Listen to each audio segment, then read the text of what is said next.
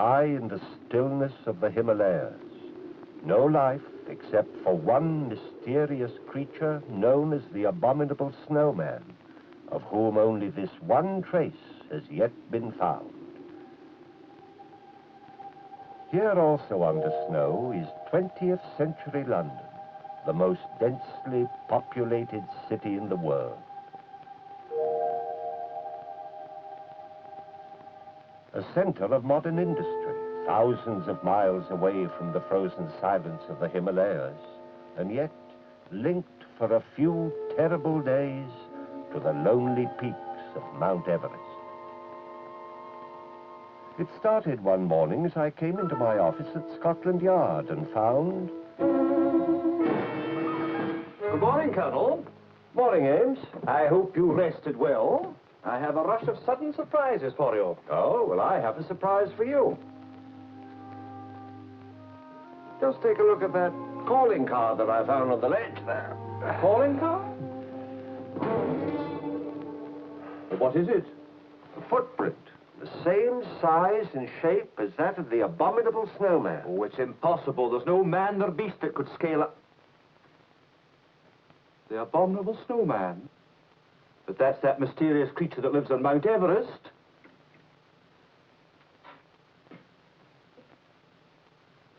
Well, how did it get here? Well, short of scaling Mount Everest myself, I intend to find out.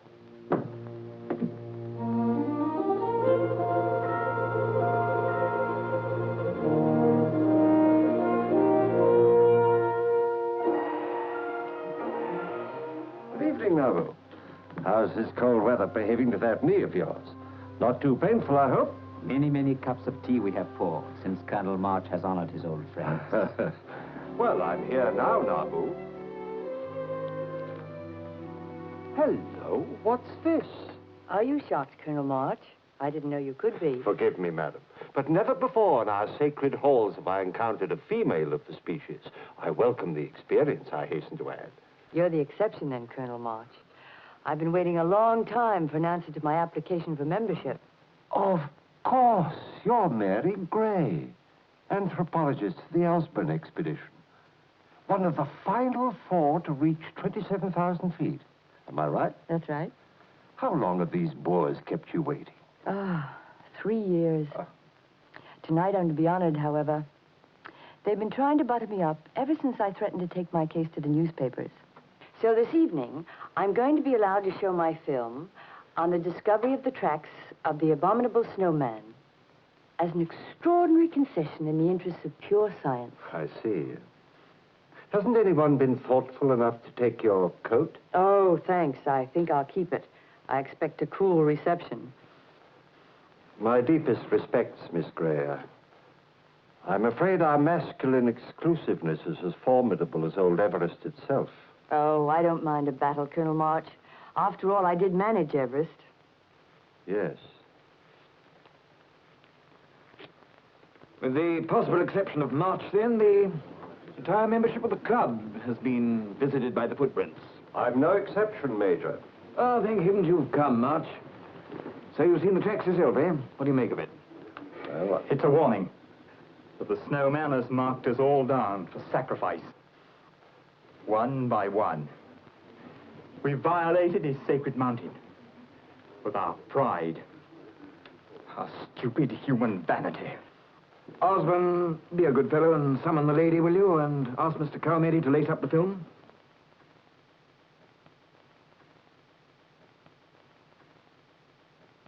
Rude of me to plunge you right into the fray without a whiskey or a word of welcome. That can all wait till after the film. An anthropological item, you know, on the abominable creature. Thought it might throw up some clue or other. I'd like to speak to you, if I may, sir. Later, Osborne, old man, later. Alone. Please, sir. oh, of course.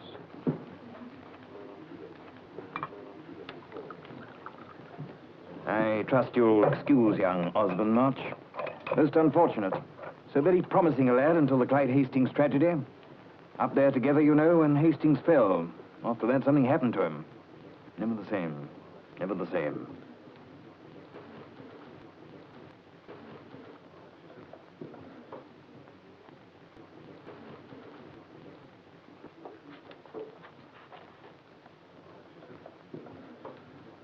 I've heard the gossip in the club about Osborne being responsible for Hastings' death. Do you suppose he feels any resentment towards the members?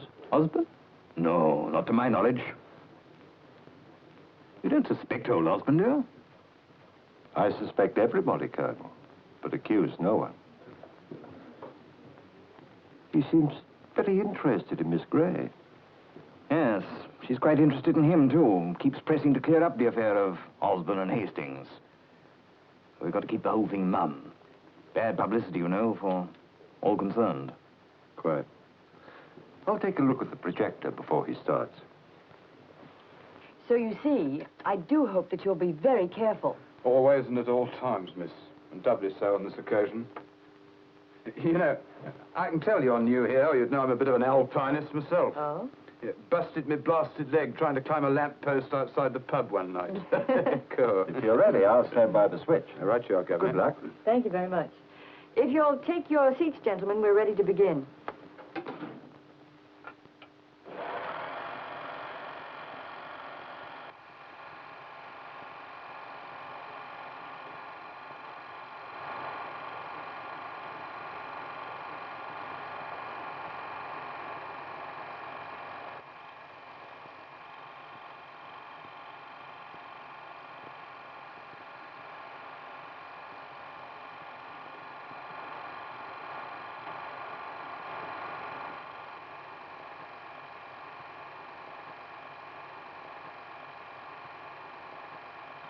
Excuse me, Miss Gray. Is that a shot of the first group on its way to establish the base camp? That's right. Now, let me see. That group was led by Hastings, wasn't it? That's right.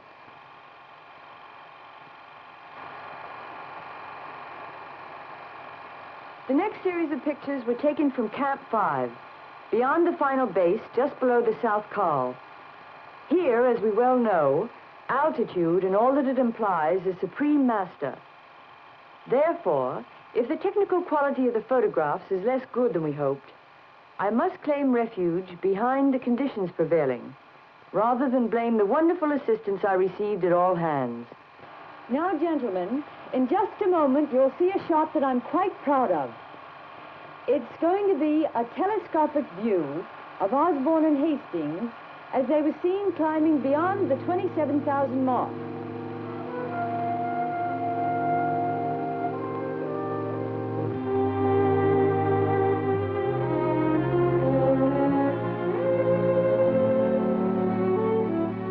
Here we are. Here's our first discovery of the tracks of the Abominable Snowman.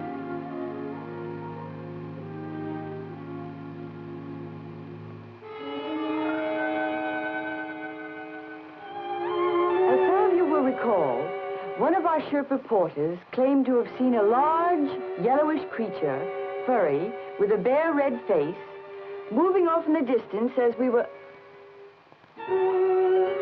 Gentlemen, please don't block the view.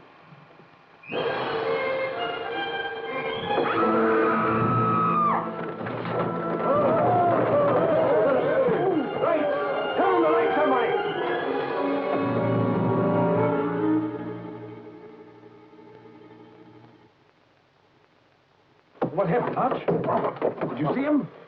I've been hit on the head by the proverbial blunt instrument, thank you. As to what happened, I'm afraid you'll have to tell me. Well, now perhaps you'll believe me. Oh, do shut up, Osborne. Well, March, what are we to do? If I may borrow a medical phrase, I think we've isolated the source of the infection. Before the film started, I helped myself to a piece of Carl Miller's tape here. It's right there, right where I placed it across the door. So if our evil spirit is human, the Abominable Snowman is still in this room.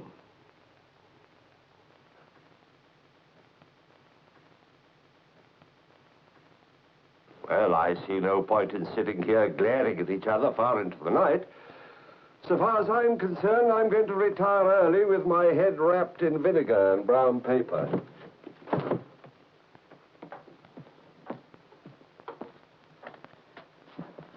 Your coat, Colonel. It is to be hoped you will honor us with your presence more often. Among the Sherpa, Colonel, there are many remedies to troubles which plague the head. Colonel. May I speak to you now, sir? Perhaps you'd care to come round to my place and have a drink. You can't very well talk here. You see, I know the identity of the Abominable Snowman.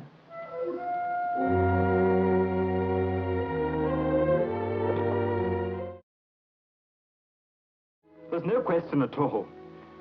The Abominable Snowman is Clyde Hastings. But Clyde Hastings is dead. You know that perfectly well.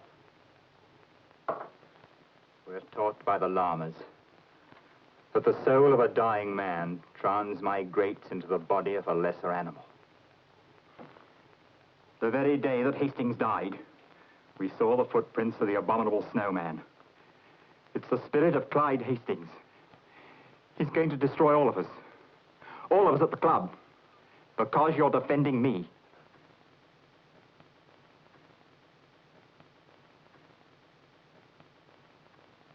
Osborne, what really happened between you and Hastings?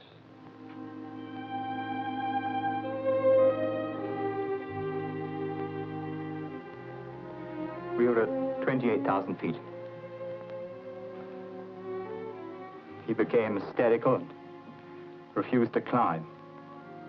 It was so near the top. I forced him.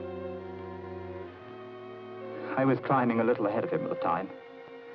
Suddenly I slipped and started to fall. Hastings must have thought that I was going to drag him down with me. He cut the rope. I managed to recover and hold on. But Hastings started down the mountain in absolute terror. A moment afterwards, he was crashing to his death, 10,000 feet below. What did you do with the rope? I got rid of it. I didn't want anybody else to know. And that started the rumors. I didn't see any point in wrecking the memory of a man just because of one moment of weakness. It was all my fault. I should never have made him climb that day. Never. Don't you see? It's the soul of Clyde Hastings. He's going to destroy all of us. All of us. And now she's been dragged in. Do you mean Mary Gray? He was there tonight. He saw her with all of us.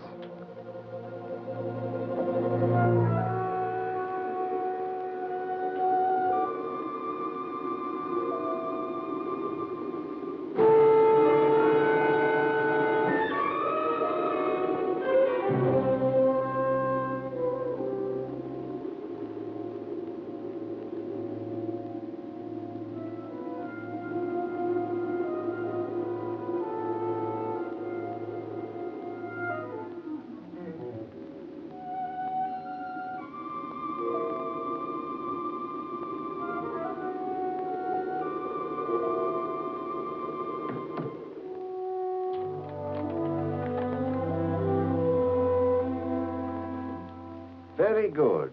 Very good indeed, Miss Gray. But the ones on your roof are far better proportioned. The ones on my roof? Do you mean to say you don't know? I don't know what you're talking about, Colonel March. Oh, I see. You misunderstood this. You see, I have a number of casts in the corner there. And what I'm trying to do is to reconstruct the probable structure of the snowman from the only evidence we have, namely his footprint. I'm afraid the snowman may have been watching you work in his own most abominable person. Oh, surely you don't believe that nonsense, Colonel March? I believe the evidence of my own eyes.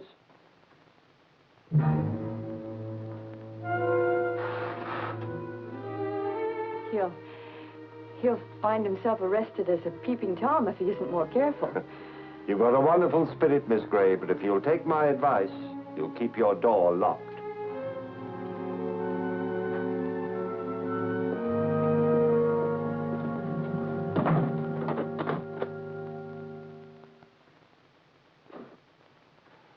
Please come in, Colonel. I see you were expecting me. Colonel March would not shrink from seeking the assistance of a humble servant. Sure of that, were you? How so? You have the wisdom of humility. Simply because my people carry your burdens in Tibet, you do not think of us as less intelligent or less civilized than yourself. A very great compliment, Nabu, thank you. Now tell me about the Abominable Snowman. In Tibet, we are apt to consider the snowman as some perfectly ordinary type of primitive creature. We think of our native country as rather a workaday place, with all too little romance. London, on the other hand, appears quite magical, and your people quite mysterious to our eye. It is you, Colonel, who interpret our philosophy according to your own mysticism. No, Colonel, your snowman is a myth, and I am sure you will come to that same conclusion. I form no conclusions when some of the elements are still missing. Such as the identity of the missing snowman? Exactly.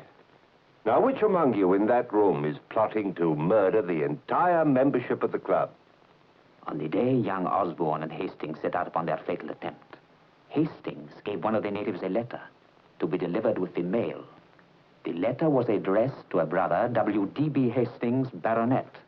Willie Hastings, of course, a well-known climber. Injured himself badly in the Alps just before the war. He retired into seclusion in a state of acute melancholia, attributed to his own injuries, plus the shock of his brother's death. Nabu, I want you to do me a service. Carry a message to Major Forbes Williams in my name, asking him to assemble the entire membership of the club at 9 o'clock tonight for a rescreening of the tracks of the Abominable Snowman. And Miss Mary Gray? The Major won't remember, Miss Gray, unless he's reminded. I'd rather he were not reminded. As you wish, Colonel.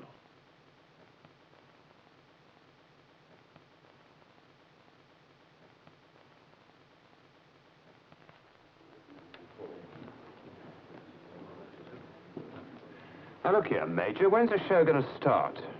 I don't like to mention it, but I've got a good eye home lugging this bit of paraphernalia, you know. Good evening. Sorry I'm late. Well, let's have it, sir. Let's have the film. I don't have it. I'm afraid I brought you out here in a wild goose chase. Frankly, I used the film simply as an excuse to call us all here together.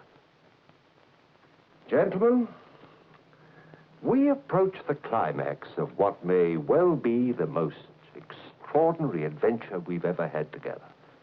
Unless my calculations are wrong, before the night is over, one of us will be marked for murder, and another will be stamped as the murderer. Oh, come now, March. Who? Who amongst us? Sir, perhaps if I was to... Frankly, it's impossible to tell which of us will play either role. But I've called us all here in the hopes of avoiding tragedy. But we're not all here, sir. What about Miss Gray? Miss Gray is not a member of this club. No, but she received the same warning that we did. This is an unforgivable oversight on my part. We must change our whole course of action. Well, I must go to her. She can't be left alone. Stay where you are, husband. We're all going, and together. However, I think this is a job for experienced alpinists. Why, of course. A mountaineer. He could get in anywhere. We must fan out and cover the objective from all approaches. Right. Now, I've reconnoitered the terrain. We'll approach in parties of 4 from the 4 points of the compass, in teams of 2. One team high on the rooftops, the other down on the pavement. So we won't be out of sight of each other at any time. We'll use the Alpine code for signaling, of course. Now, the very least we can hope for is to head the snowman off and prevent him from reaching Miss Gray. But the very best of all, of course, would be to capture him in the act. We'll start when Big Ben strikes 11. Well, can I be of any help, Colonel? If there's a fire exit, I'm as good a mountaineer as the best of them. Well, thank you very much, Mr. Carpenter. No, I think you've got trouble enough. Don't forget you've got a good hike home with all that paraphernalia of yours. Thanks. So I used you to bait the trap, Miss Gray, because you've got more nerve than all the rest of them. Oh, I'm not at all sure that I welcome this particular compliment, Colonel. 11 o'clock. Party's about to begin. Must leave you now.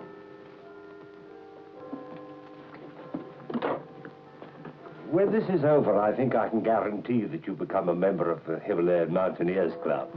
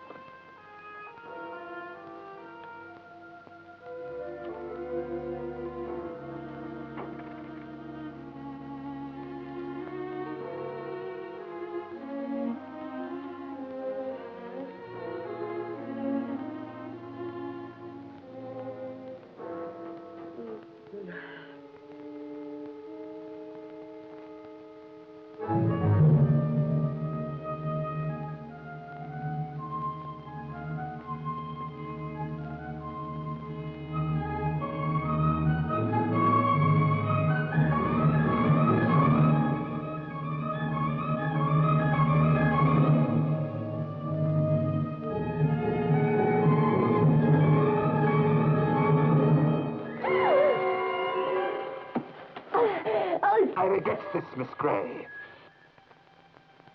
You couldn't have been held responsible, but you insisted on joining them. Osborne killed my brother for worldly vanity, so that he could be the first to climb a mountain. Willie Hastings. My brother wrote to me. He knew it was going to happen, just as you know, all of you, that you will die. Your voice. I know it. My time is growing short. You will die by the rope as my brother died.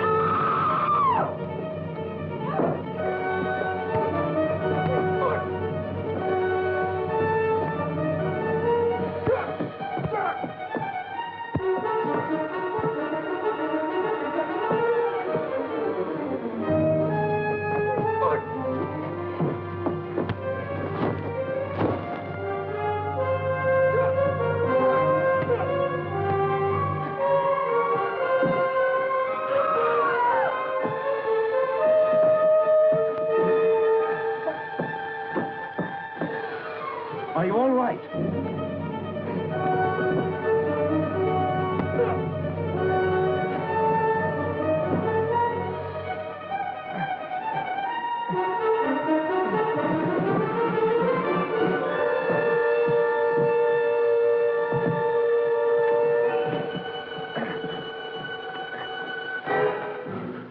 Carmody.